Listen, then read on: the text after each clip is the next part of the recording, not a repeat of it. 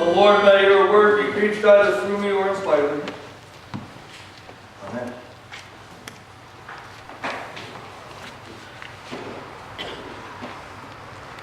Isaiah's vision of God in the temple and all his glory. The train of God's robe fills the entire place. There's angels over him, seraphim and cherubim in different orders of angels. There are angels over him and angels around him, all of them singing. They sang with such gusto that the building shook. And he's there, he's watching all this holiness, and he is feeling like really, really, really, really, really, really small. And he's like, man, I am in so much trouble. I've done all these things that are not godly. And I live among people who are not godly. I am done. And one of those angels leaves that setting. Gets a pair of tongs, comes to the altar, and picks up a live coal from the altar and touches it to his lips. Tells him that has cleansed him and blotted out his sins so that he can be in the presence of God. These are the same kind of settings where we hear God talking about doing new things. At one point, God says, I am doing a new thing, do you not perceive it? It's kind of what Brenda was talking about when we talked about conference and all these things that are there that are available for our use to go out and to fish for disciples. And the reason they use that verse about casting your net on the other side of the boat is because the way we have been fishing all along gets some results. If you always do what you've always done, you will always get what you always got. Our denomination is going like this. All the mainline Protestant denominations are going like this. I was talking to Glenn earlier and saying that, you know what, the Catholic Church is going like this in the United States. So if we always do church the way we've always done church, what's going to happen? It continues. It is. In the annual conference, it was a story. The disciples are in the boat. It's after the resurrection. They see someone on the shore. It's Jesus, but they don't recognize him. And he says, friends, have you caught any fish? So no. We've been fishing all night. Ain't got swat. It's like church. And he said, well, throw your net on the other side of the boat and we'll find something. Oh, what the heck, we're out here already. And when they did, they went to pull their net in and there were so many fish in it that the net started to break and they had to pull their buddies to come over the top. Like Brenda said, prevailing winds and where the schools of fish go. And these guys were fishermen. They made their living doing this stuff. They knew how to do it. They knew the way it was supposed to be done to be successful. You know, the new people who were fishermen would go out and they wouldn't do so well because they didn't know all those tips and tricks you learn over the years of learning how to do something.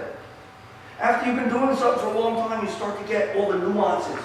You start to pick up on all the little tips and the little tricks that enable you to be more successful.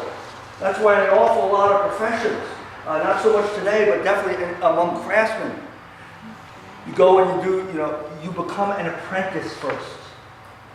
Even in the union or something where you've gone to school, you still become an apprentice. Why? Because there's the book learning, and then there's the practical learning. And when you spend time with somebody who has been doing something for a long time, you learn their ways. You learn the tips and tricks. You figure out how to make the best of the opportunities that you're given. You ever hear Billy Joel's song, Down East or Alexa? Mom down east, or Alexa, and I'm fishing Block Island Sound. There are monsters out there in those canyons. Each year, farther and farther from shore.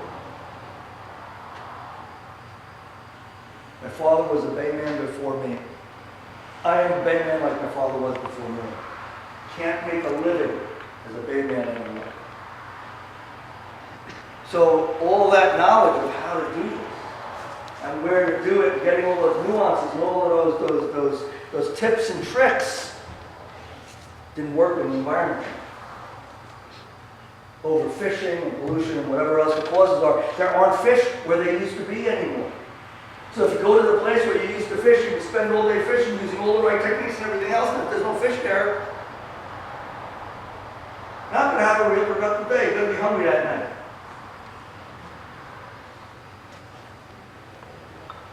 What Conference talked about with that particular verse as a theme is that sometimes when we go fishing, we have to think about fishing in different ways. One of the things that was mentioned, maybe with people that don't look like it. Maybe with people who aren't in our economic strata. When they come to church, they might be in all clothes because they don't own anything else. Maybe people that speak different languages or like different music styles. And we might have to put a different music style in the church so that we can make disciples of Jesus Christ with this new community in our area. That's a big problem for a lot of churches. And it's a balancing act. You know, how do you have what's meaningful to one group but also meaningful to somebody else? How do you do it the same place? It's a tough thing to do. But our charge as disciples of Jesus Christ is not to get more butts in the seat of our church. That's not our charge. I mean, we like it when there's more butts in the seat of our church.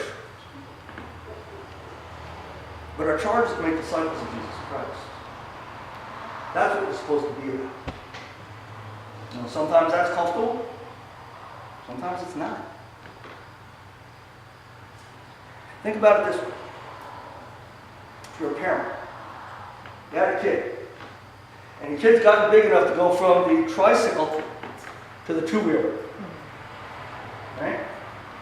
Now, when they first get their two-wheeler, what do you put on it? Training wheels. Training wheels. What happens when you take the training wheels off? Let it fly. Let them go. They fall down. And they skin your knee, don't they? They get hurt. And they cry and they run to you and you put Bactine on there and wipe it out, kiss it, make it all better, all that good stuff. Do you keep them from riding a bike without training wheels? Because you know they're going to get hurt? So if they're 16 years old and out there on a bike with training wheels? I don't think it worked too well for them in school. No. You know that in order for them to grow, there's going to be some pain associated with it. There are certain things that we do that in order to get past a certain point, there's some pain. And we accept that because we understand that it's necessary to grow. I don't like pain. Seriously, doubt any of you guys like pain? I don't think anybody likes pain. But sometimes it's a necessity.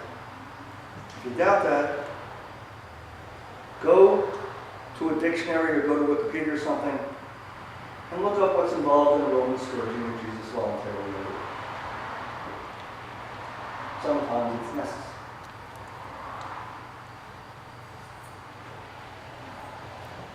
One of the things we talk about at conferences for our churches to reflect our communities.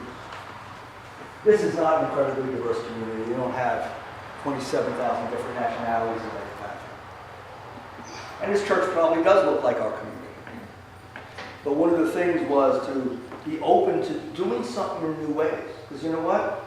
Those millennials, you know, the 19 to 30-year-olds who are not coming to church today in large numbers, they might look like you and me, but they're not the same as you and me. They do not know a world where the internet did not exist. I know there are folks here who don't have email. Kids don't use email anymore. They use Twitter and other things. And I say Twitter only because I know that word, but I know that that's fallen out of favor with the young people too. There was an ad one time about a group trying to reach kids. And some guy in suits in an elevator and a couple of bicycle messengers are going out, man, you want a new face? Yeah, man, I got a new face the other day. And the guy's listening. And he goes upstairs and says, okay, drop everything. We're going to reorient our company. We're going to get on a new face. You do this piece, you do this piece, you do this piece. And then you see the same bicycle messengers get back in the elevator. Man, you still on new face? No, man, my grandmother's on new face. Kind of a metaphor for the church. We're like, historically, the church has been 20 to 40 years behind. And it's a tough environment to do ministry in. You know, how do we reach out to people who change so rapidly that look at what we do and say, you know what, that is really foreign to me and I've got no interest in it whatsoever. If you have the answer to that, I would love to hear it because nobody does. Lots of people got a lot of ideas, but nobody has the actual answer. And Brenda referred to a number of things that were brought up at the conference, a number of opportunities. One of the things that's happened with our conference since the merger, and even more so in the last 3 years, there has been a definitive push to change the way in which the conference operates, to make it a resource for local churches, to offer things like, there's something called Team Vital, which is a big push now. And it's about vital congregations and helping churches to become vital congregations, which are making disciples at church and increasing worship attendance and having more disciples in small groups and having more Bible studies and things of this nature. One of the key things is, in this case, which is different from the past, and the past would be, here's the program, end of year reports. Did you do Team Vital this year? Yes or no, Pastor? What do you say? You know? Today they're saying, these are the things that are available. We think they're really, really good for these reasons. But churches don't have to do anything otherwise. Which I think is ideal. But there's a bunch of resources available. Brenda, like she said, she's going to go through a lot of the stuff that we offer and make some suggestions and see where we go with that. Maybe we can find some new ideas and new ways of doing things that we can live with as people like traditional church the way church was, but still at the same time make it open to some millennials so this place is still here in 30 years. That is what we're talking about. Like I said, this year, I have been going to annual conference for almost 20 years now. I have never seen 6 churches closed before. Ever.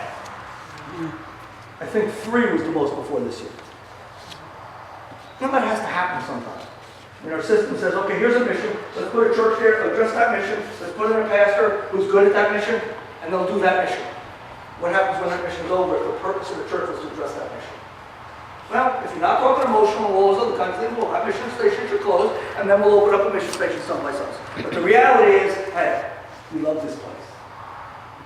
So we don't want to see this place. So what do you do then if the mission is no longer there? Well, this church actually did that. Who knows what this church was open for originally? To serve the miners in the mining community. Anybody know any miners who live in this area? So this church has done that already. So to look at what's around, to change the way in which we do things, and to change the way we address the community here, and the changes in the community here, is not something that hasn't been done here before. The hard part is getting a handle on what those changes are. Fortunately, we've got a bishop and a conference that is looking at trying to help churches figure that out. And again, they don't have all the answers, right, Brenda? Yeah. But one of the things is, of this Team Vital thing, if we have to do that, I'm not saying we should. They actually send a consultant to work with you. Fresh set of eyes. You know how sometimes you look for something all day long, you can't find it, and your spouse or friend or kid comes in the room and says, oh yeah, it's right here. Fresh set of eyes. Fresh set of eyes. All this stuff, that big meeting, all the things that happened, the things that happen in our local churches, what's being talked about this morning in the 540 churches that make this thing up, is all being driven by the Spirit of God. And remember what Jesus said after the encounter with the rich young man. He said it is so hard for a rich man to enter the kingdom of heaven. Remember, the Jews at that time thought that rich meant you were in favor with God. And he said, it's easier for a camel to go through the eye of a needle than for a rich man to enter the kingdom of God. And the disciples said, well, then who could be saved? Remember, rich are righteous. And Jesus said, man, it's impossible.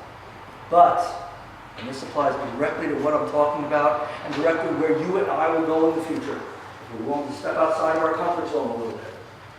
In God, all things are possible. So grab on to it. Grit your teeth a little bit when you need to. And let's see what God has in store for this place. Let's pray. Lord God, we just praise you for all the opportunities and things that you're doing in our lives and through us at our church. God, we rejoice and celebrate some of the things that are going on here, and we're kind of scared too because we see other things that are unsettling to us. We hear about new opportunities, but we are hesitant because we worry about stuff that can happen in those places. We think about doing things to attract different groups, but then changing worship service and changing other things to accommodate that. God, we find ourselves in a really, really, really tough place. God, we need you. For us to be effective here, for making disciples of Jesus Christ, for this church to be vital, to be meeting the needs of those who are here, and as importantly, those who are not here, we need you to be in control. So God, we come this morning asking you to work in all of our hearts individually, to work in us as a congregation, so that we might move forward in being your church. And that we might continue to be a beacon and a light to this community. That people might know what we are about, and that is the love of God. So be with us as we go. Help us to be effective and in the process to find full lives. God, as we travel this journey, we think of folks who are struggling in all different kinds of ways. And that grieves our hearts. And so we come to you raising up the ways in which we are troubled. The names of folks who come to our minds. And we bring these concerns to you because we trust in you. For all those from annual conference who are affected by that stomach virus, Lord, in your mercy,